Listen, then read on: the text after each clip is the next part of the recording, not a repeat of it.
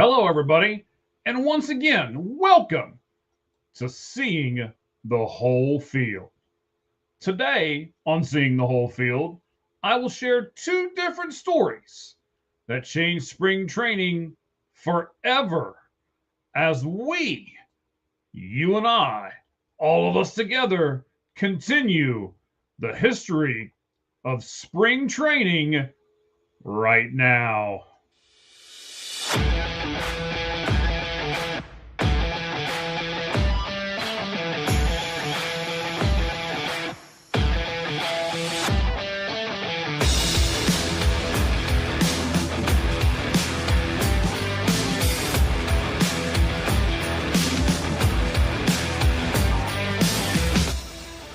All right, guys, I'm so excited to bring you all of this new content. We're going to start doing at least 3 episodes a week of Seeing the Whole Field. This week, we're concentrating on the history of spring training. Of course, we want to do a few things like welcome you to the show. Thank you guys very much for coming in and watching. We appreciate it. And of course, we always want you to like and subscribe. Hit that bell for notifications so you never miss a video. Of course, you can comment and feel free to share this with anyone that loves sports, especially baseball. And you know what? Hit me up with something. Have you ever been to spring training? Do you love spring training? Would you like to go? I'm going to concentrate on how spring training is right now next week. And if you would like to add something to it, or you want me to talk about something, just simply hit me up in the comments and we'll do just that. All right, guys.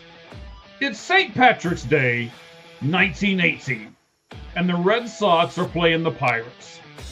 The Red Sox have a young pitcher who becomes the emergency first baseman. And on this day, in Hot Springs, Arkansas, we talked about that in episode 1. You can go back and read it or go back and watch it if you haven't done so yet. This emergency first baseman hits 2 home runs. The second one was a truly impressive 573-foot blast that lands across the street from Whittington Park in a pond on the Arkansas Alligator Farm and Petting Zoo. Yes, that's correct. This game forever changed the life of one guy named Babe Ruth. And the trajectory of spring training baseball was never the same. Hey guys, before we jump into the second story here real quick, I want to remind you, myself, Cheese, do the Lights Out Sports podcast every Tuesday. You can join us right here on YouTube at All Gloves Off Sports Media. You can go over to our X, as it says right there below, at All Gloves Off SM, and get us as well. We're now on Twitch, we're on Facebook, we're on all kinds of platforms, so whatever platform you like, I am sure that you can find us there. Now, Bill Veeck bought the Cleveland Indians in 1946. He also signed the first black player to his club in a man named Larry Doby.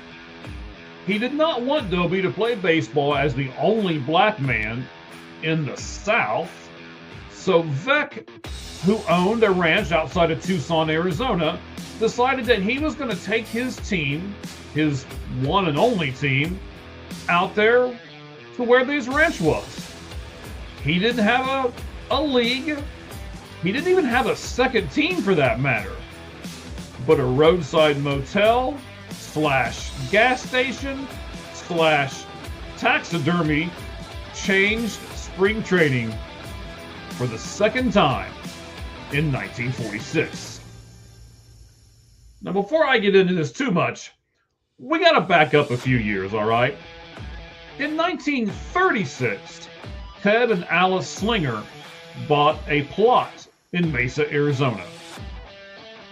They wanted it to be a gift shop, gas station, and a place where the two of them lived, as well as a place that Ted, who was very proud of his taxidermy collection, could display it for others to see. Then, as they got tired of trudging huge barrels of water up from downtown Mesa every couple of weeks, you got to remember, ladies and gentlemen, it's 1936, they decide to drill for a well. So Ted drilled down about 300 feet, and he did discover water. Problem is, it was about 113 degrees and full of minerals. What they found was a bubbling hot springs literally in their backyard. So now all of a sudden, they have a modern day hotel and a hot springs, and Buckhorn Baths was born. Tourism picked up, soldiers became frequent customers, and the word started to spread.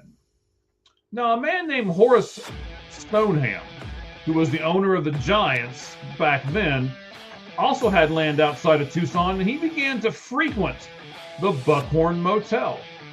He even got to know the owners, Ted and Alice, and he believed in the healing powers of their hot springs. So he decided to have his team practice at the motel, and even brought his better players out early to receive hot springs treatment. So starting in 1947, the Giants called the motel their spring training home for 25 years.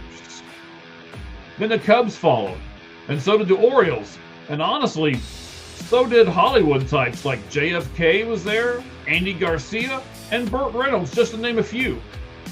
Now, as far as major league players that names you're going to recognize that were at Buckhorn Baths, those men included Ty Cobb, Ted Williams, Willie McCovey, Juan Marichal, Joe DiMaggio was there, Mel Ott, and Willie Mays were just some of the names that came through Buckhorn over the years. During an era of segregation, when the few black people who were playing, like Willie Mays, at this time usually had to stay in separate facilities. But that was never the case at Buckhorn. Willie Mays and other African American players stayed right there with their fellow white players. Now, owner Ted died in 1984, and Alice continued to run the motel in his absence. And if you're kind of wondering to yourself right now, if the hot springs that are still in Mesa, Arizona, have healing powers, well, let me tell you this. Alice lived to be 103. That's right. Now, tomorrow we'll wrap up the history of spring training, and we'll do so in like the 60s, 50s, and we'll talk about what happened in those 2 decades in the grapefruit and in the cactus leaves. We'll do all of that tomorrow. But ladies and gentlemen, I want to tell you now that I certainly appreciate each and every one of you tuning in, staying with us, and learning more about the history of spring training. Last, as always, don't be afraid to sling it, swish it, or swing it. Because, ladies and gentlemen, the one thing I know is that you miss 100% of the shots that you don't take. Until tomorrow, have a great evening. Thank you all very much.